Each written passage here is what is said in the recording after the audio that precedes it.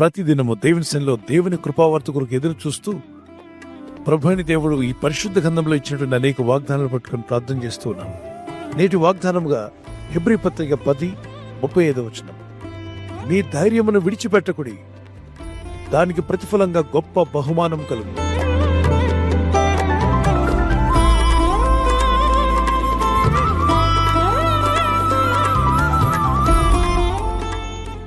పరిస్థితులు ఎలా ఉన్నప్పటికీ భయపడవద్దంటున్నాడు, ధైర్యంగా ఉండమన్నాడు. నువ్వు ధైర్యంగా ఉండడం వల్ల, కాన్ఫిడెంట్గా ఉండడం వల్ల గొప్ప బహుమానం పొందుతావట. బహుమానం అంటే ఎవరికి ఇష్టం ఉండదు చెప్పండి? వింటున్న మనందరికి బహుమానాలు ఇష్టమేగా. అందులో మనుషులు ఇచ్చే బహుమానం కన్నా దేవుడిచ్చే బహుమానం గొప్పదా చిన్నదా? ఆ గొప్ప బహుమానం దేవుని ఎదురు నుండి పొందాలి అంటే ధైర్యం విడిచిపెట్టకూడదు. లోకంలో జీవిస్తున్నప్పుడు ధైర్యాన్ని కోల్పోయేది ఎప్పుడో తెలుసా? హఠాత్తుగా మరణం గురించి విన్నప్పుడు, హఠాత్తుగా రోగం గురించి విన్నప్పుడు, హఠాత్తుగా కొన్ని సమస్యల మీదకి వచ్చినప్పుడు, మిమ్మల్ని బాధించే విధంగా, మీకు దుఃఖం కలిగే విధంగా కొన్ని కేసులు మీ మీద పెట్టినప్పుడు ధైర్యం కోల్పోతారు. అంటే నీలో ఉన్న ధైర్యాన్ని లేకుండా చేసేవి, నీలో ఉన్న ధైర్యాన్ని విరగొట్టగల శక్తి రోగాలకి, సమస్యలకి, సోదరులకి, శత్రువులకు, చుట్టూ ఉన్న పరిస్థితులకు ఉందా? ఎస్. పాలును విరగొట్టేది పెరుగైతే మీలో ఉన్న ధైర్యాన్ని విరగొట్టేది మీ చుట్టూ ఉన్న పరిస్థితులు. కనుక స్థితిగతులను చూసి ధైర్యాన్ని కోల్పోవద్దు. భక్తులకి ఎవరిని బట్టి ధైర్యం ఉంటుందంటే వారికున్న ధనాన్ని బట్టి కాదు, మనకున్న ఆరోగ్యాన్ని బట్టి కాదు, మన దేవుని బట్టే మన ధైర్యం. పరిశుద్ధ గ్రంథంలో పాత నిబంధనలో అందరూ అతన్ని విడిచిపోయినప్పుడు దావీదు ఒంటరివాడైపోయాడు. అక్కడున్నవారు రాళ్లు తీసుకుని దావీదును కొట్టడానికి రాళ్లు పైకెత్తినప్పుడు తన్ను తాను ధైర్యపరుచుకున్నాడట. తన దేవుడైన యెహోవాను బట్టి తన్ను తాను ధైర్యపరుచుకున్నాడు. 1 సమూయేలు 30:6 దావీదు మిక్కిలి దుఃఖపడెను, మరియు తమ తమ కుమారులను బట్టి కుమార్తెలను బట్టి జనులందరికీ ప్రాణము విసిగినందున రాళ్లు రువ్వి దావీదును చంపుదము రండని వారు చెప్పుకొనగా దావీదు తన దేవుడైన యెహోవాను బట్టి ధైర్యం తెచ్చుకునెను. తన ప్రజలే తనకి వ్యతిరేకంగా తిరిగి తన మీదకి గొడవ పడి వస్తూ ఉండగా, తను చంపాలని వస్తుండగా ఎవరిస్తారు తనకు ధైర్యాన్ని? అలాంటి స్థితిలో ఎంతటి వాడైనా కృంగిపోతాడు. కాని దావీదని ఈ భక్తుడు తన దేవుడని యెహోవాను బట్టి ధైర్యము తెచ్చుకొనెను. అప్పు తెచ్చుకోవడం కాదు, ధైర్యం తెచ్చుకోండి. చాలా మంది అప్పు తెచ్చుకోవడానికి పరిగెడుతుంటారు, ఇంకేదైనా తెచ్చుకుందాం అనుకుంటారు. నీవు నీ దేవుడైన ప్రభు నీకు తోడై ఉన్నాడని, ఎవరు నీకు తోడుగా లేకపోయినా, ఎవరు నీ పక్షపువారుగా నిలవకపోయినా, ఎవరు నీ గురించి మాట్లాడుతూ నీకు సాయం చేయడానికి నిలబడకపోయినా, నిన్ను సృష్టించిన దేవుడైన ప్రభు నీకు వేలుముద్రనిచ్చి నీ కంట్లో ఐరిస్ పెట్టి నువ్వు పీల్చే గాలిని నీకు అనుగ్రహించిన ఆ సృష్టికర్త అనే దేవుడు నీకు తోడుగా ఉన్నాడని నమ్మి ఆయనను బట్టి నువ్వు ధైర్యంగా ఉన్నట్లయితే గొప్ప బహుమానం దేవుని చేతులను పొందుకుంటా. మరి దావీదు ఏకాగ్గా మిగిలిపోయినప్పుడు, ఒంటరివాడుగా అయినప్పుడు, పరిస్థితులు బాలేకపోయినా ప్రార్థించాడు. తన దేవుడైన యెహోవాను బట్టి ధైర్యంగా నిలబడ్డాడు, కాన్ఫిడెంట్ గా. దేవా నువ్వు ఉన్నావులే, నువ్వే చూసుకుంటావులే. ఈ వాగ్దానం వింటున్న మనం ఒక చిన్న పల్లవి పాడుకొని మళ్ళా వాగ్దానాన్ని కంటిన్యూ చేద్దాం. నా తోడుగా ఉన్నవాడవే, నా చేయి పట్టి నడుపువాడవే, నా తోడుగా ఉన్నవాడవే, నా చేయి పట్టి నడుపువాడవే, నా పక్షమున నిలచువాడవే, నా పక్షమున నిలచువాడవే, నా దైవము నీవేసయ్యా, యేసయ్యా, యేసయ్యా, యేసయ్యా, యేసయ్యా. కృతజ్ఞత స్తుతులు నీకేనయ్యా, కృతజ్ఞత స్తుతులు నీకేనయ్యా, నా తోడుగా ఉన్నవాడవే, నా చేయి పట్టి నడుపువాడవే. నాను వారు నాకు దూరమైన నా తల్లిదండ్రులే నా చేయి విడచినా,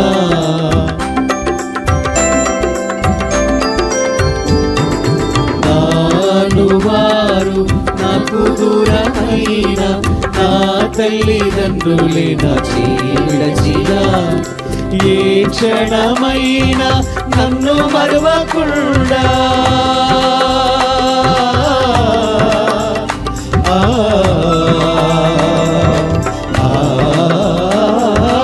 ఏ క్షణమైనా నన్ను మరువకుండా నీ ప్రేమతో నన్ను అందుకుంటివే, నీ ప్రేమతో నన్ను అందుకుంటివే, నా తోడుగా ఉన్నవాడవే, నా చేయి పట్టి నడుపువాడవే. కొన్ని పరిస్థితుల్లో మనం చూస్తూ ఉంటాం, బలహీనులను బలవంతులు వచ్చి భయపెడుతున్నప్పుడు పాప బలహీనులు ఏం చెప్పలేక ఒక మాట అంటాం. మీరు విన్నారు ఎప్పుడైనా?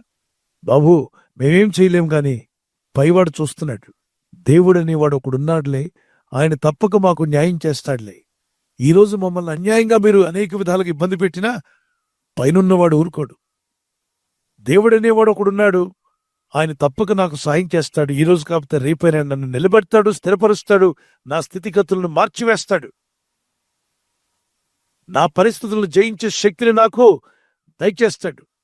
ఆ పైనున్న దేవుడు నీకు తోడై ఉన్నాడని ఆయన వాగ్దానం ఎత్తి ప్రార్థిస్తున్నప్పుడు నీకు గొప్ప ధైర్యం కలుగునుగాక. ధైర్యం విడవకండి. భయపడటం వల్ల మనిషికి ఉరి వచ్చునని రాయబడింది.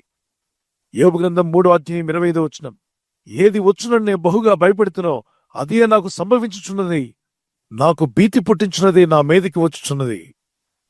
ఎప్పుడైతే నువ్వు ధైర్యం విడిచిపెడతావో వెంటనే వచ్చేది ఏంటో తెలుసా? భయము. అందుకే భయానికి నెగటివ్ గా నిలబడేది ధైర్యం. When no one is with you, when everybody are trying to insult you, be bold. There is a God who loves you. Believe that there is a God for me and He is watching over me. He will give me strength. We will overcome.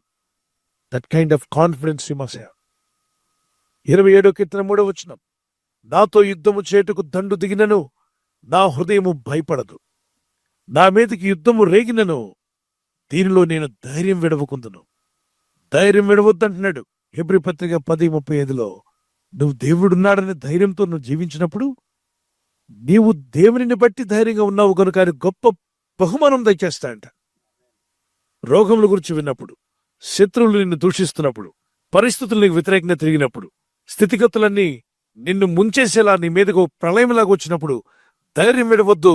బహుధైర్యంగా నువ్వు నిలిచినట్లయితే దేవుని యందు విశ్వాసం ఉంచి అంటున్నాడు, దానికి ప్రతిఫలంగా, దేనికి నువ్వు ధైర్యంగా ఉన్నావు కాబట్టి నీకు ప్రతిఫలముగా గొప్ప బహుమానం ప్రభు అయిన దేవుడు నీకు అనుగ్రహించబోతున్నాడు. ప్రార్థన చేసుకుందాం పిల్లలు. ఈ వాగ్దానం పట్టుకొని, పరిశుద్ధమైన మా ప్రియ తండ్రి, ఈ వాగ్దానం ఎత్తి ప్రార్థిస్తుండగా మేమంతా ధైర్యంగా ఉండాలని, పరిస్థితులను చూసి కృంగిపోకూడదని, శత్రువులు పెట్టేటువంటి నిందలు గాని అవమానాలకు గాని దుఃఖపడొద్దు, కృంగిపోవద్దని ఎంతో స్పష్టంగా మీరు మాట్లాడారు. నిన్ను విడువను ఎడవైన వాగ్దానం చేసిన ఆ మాటను పట్టుకొని ఎందరైతే నా దేవుడు నాకు తోడై ఉన్నాడని ధైర్యంగా నిలబడతారో వారందరికీ బహుమానముగా, ప్రతిఫలముగా ఒక బహుమానం ఇవ్వబోతున్నావు తండ్రి. ఈ రోజు ప్రయత్నించబోతున్న శంకుస్థాపన అయిన, గృహప్రవేశమైన, ఒక బిజినెస్ ప్రారంభిస్తున్నా, ఉద్యోగ ప్రారంభానికి వెళ్తున్నా, ఒక మంచి కార్యక్రమాన్ని ప్రారంభిస్తుండగా, నేను వారి బిడ్డల వివాహం కొరకు ప్రయత్నాలు చేస్తుండగా వారు చేస్తున్న ప్రయత్నాలు ఫలించలాగున మీ దూతలకు ఆజ్ఞాపించండి. ఎవరైనా హాస్పిటల్లో ఉన్నా, ఐసీయూలో ఉన్నా ప్రభు, ఎవరైతే సీరియస్ కండిషన్ లో ఉండి బాధపడుతున్నారో వారికి యేసు నామములో స్వస్థతను అనుగ్రహించండి. కృంగిపోయిన వారిని లేవనెత్తండి. మీ గాయపడిన హస్తమును చాపి వారికి ఉన్న సకల రోగాల నుండి విడుదల ఇచ్చేయి. వారిని లేపి నడిపించడాన్ని సాక్షులుగా నిలబెట్టుకోండి. ఈ ఉదయకాలం ప్రతి రోగి యేసు నామములో స్వస్థత నొందునుగాక. తండ్రి, ఈ దినం ఎవరైతే ప్రయాణమై వెళ్ళబోతున్నారో, అది రైలు మార్గమైనా, ఆకాశ మార్గమైనా, బస్సుల్లో, వాహనాల్లో ఎక్కడ ప్రయాణం చేస్తున్నా, రోడ్డు మార్గంలో ఏ వాహనంలో వారు ప్రయాణం చేస్తున్నా, నీ ప్రజలకు కాపాడే దూతలను పంపండి. ఉదయం బయలుదేరి సాయంకాలం ఇంటికి వచ్చేంత వరకు నీ కాపుదల, కాపాడే దూతల యొక్క సహాయము నీ ప్రజలకు దయచేయమని అడుగుతున్నాను. ఆయన నన్ను విడువాడు, నన్ను ఎడబాయుడు, తప్పక నాకు సాయం చేస్తాడు, నన్ను నిలబెడతాడు, నన్ను స్థిరపరుస్తాడనే విశ్వాసంతో ప్రార్థించి నిలబడినప్పుడు దానికి ప్రతిఫలంగా గొప్ప బహుమానమే మీరు మాకు దయచేయబోతున్నారు. ఈరోజు ఎందరైతే వారి స్థితిగతులకు భయపడుతున్నారు, ఆ భయాన్ని వారిని తీసివేసి దేవుడు నాకు తోడై ఉన్నాడని ధైర్యం వారు కలిగి ఉంటూ సహాయం దయచేయండి. దేవుని బట్టి మేము ధైర్యంగా ఉన్నట్లయితే గొప్ప బహుమానాన్ని మీ వద్ద నుండి మేము పొందబోతున్నాం. అవును తండ్రి, ఈ వాగ్దానం ఎత్తి ప్రార్థిస్తున్న ప్రతి బిడ్డ కూడా గొప్ప ధైర్యాన్ని ఇవ్వండి. ఆ ధైర్యంగా నిలబడే కృపను వారికి దయచేయండి. దానికి ప్రతిఫలంగా వారందరూ బహుమానం పొందుదురుగాక. యేసు ఉన్నత నామములో అడిగి వేడుకొంచున్నాను నా పరలోకపు తండ్రి. ఆమేన్. Thank for watching. Please subscribe, like, comment and share.